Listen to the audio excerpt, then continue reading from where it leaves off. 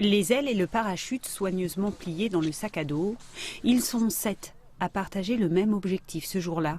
Le sommet de la Croix de Fer, sur les hauteurs de Sallanches, à 2300 mètres d'altitude. Et ce qui me fait grimper, l'envie d'aventure, je crois, l'envie d'espace aussi, l'envie de voler. C'est sûr que l'envie de voler, elle est assez prenante, je pense, chez chaque personne de l'espèce humaine. 3, 2, 1, bye bye. Quelques secondes de chute libre avant d'être porté par les airs à près de 180 km/h. 1 minute 30 de frisson.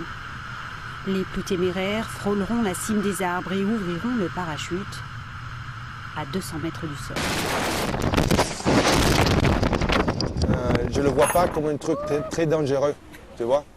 Une fois que tu le pratiques et tu sais qu'est-ce que tu fais, c'est pas aussi dangereux comme beaucoup de gens ils pensent, tu vois. Les gens pensent qu'on est fou parce qu'on se jette dans le vide et je pense que c'est normal.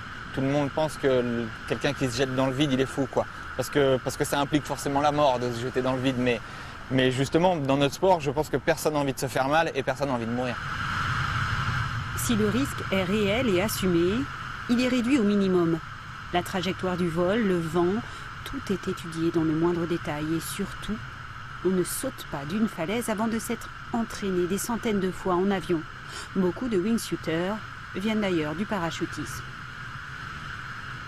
Tu dois faire beaucoup de training, le plus possible de l'avion, c'est mieux. Comme ça, quand tu es dans l'air, tu te sens confortable, tu te sens à la maison. Et c'est pas un stress. C'est pas que tu dois être là stressé. Tu sais qu'une fois que tu es dans l'air, tu sais voler. Tu as déjà volé 1000 fois. Moi, j'ai fait 1500 sauts d'avion depuis que j'ai fait mon premier saut de falaise. Se sentir dans l'air comme à la maison. En France, 2 à 300 pratiquants osent défier ainsi les lois de la gravité.